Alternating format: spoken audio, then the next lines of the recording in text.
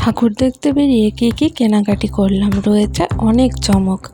চলো তাহলে শুরু করা যাক ভিডিওটা। ওয়েলকাম টু পিওর দুনিয়া। আশা করি তোমরা সবাই ভালো আছো, আমিও খুব ভালো আছি। দেখো, কাটোয়া লাইনের ট্রেন, এর জন্য ওয়েট করতে করতে আমার কিন্তু ঘুমই পেয়ে গেছে।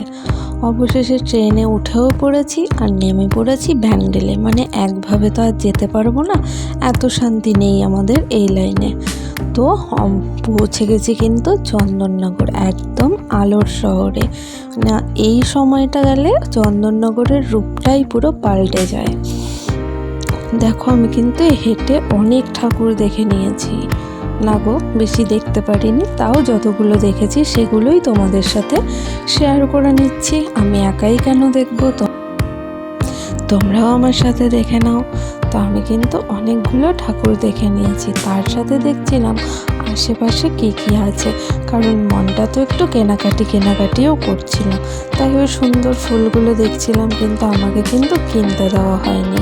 কারণ হচ্ছে আমাকে টেনে টেনে নিয়ে যাওয়া হচ্ছিল। আর তার মধ্যেই চোখে পড়লো এই যে গান্ধী বাবা, মানে গান্ধীজি, উনি কি সুন্দর সেজে দাঁড়িয়ে আছেন। আর এই মানুষগুলোকে দেখলে আমার কিন্তু খুব কষ্ট লাগে। সারাদিন এইভাবেই দাঁড়িয়ে থাকে দুটো টাকা পয়সার জন্য। তারপরে দেখো, আমার খাবার প্লেট থেকে কিভাবে খাবার চুরি হয়ে যাচ্ছে। আমার ভিডিও করার চক্করে আমার খাবার উধাও। আর এই পুচকি সোনাকে দেখেছো, ওকে দেখে আমার এত মিষ্টি লেগেছে যে ভিডিও না করে আর পারলামই না। তো চাউমিন তো খেয়ে নিয়েছি আর একটু বসে রেস্টও করে নিয়েছি। তারপরে চললাম আবার পরের প্যান্ডেল দেখার জন্য। দেখো, এখানে প্যান্ডেলটা তো সুন্দর করেইছে, তার সঙ্গে করেছে এদের লাইটিং, জাস্ট অসাধারণ। আর হ্যাঁ, নতুন যারা আমার ভিডিও দেখছো তারাও কিন্তু কমেন্ট করে জানিও তোমাদের কেমন লাগছে। এই বাজনাটাকে কী বলে আমি জানি না, তবে আমার শুনতে খুব ভালো লাগে। তোমরা যদি জেনে থাকো আমাকে কমেন্ট করে জানিও। এরপরে আবার খাবার খুঁজছিলাম।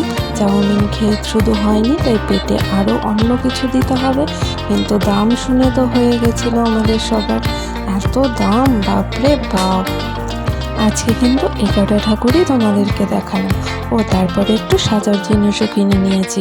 বাকি ঠাকুর তোমাদেরকে পরের দিন আবার দেখাবো। চলো, আজকের মতো টাটা, শুভরাত্রি।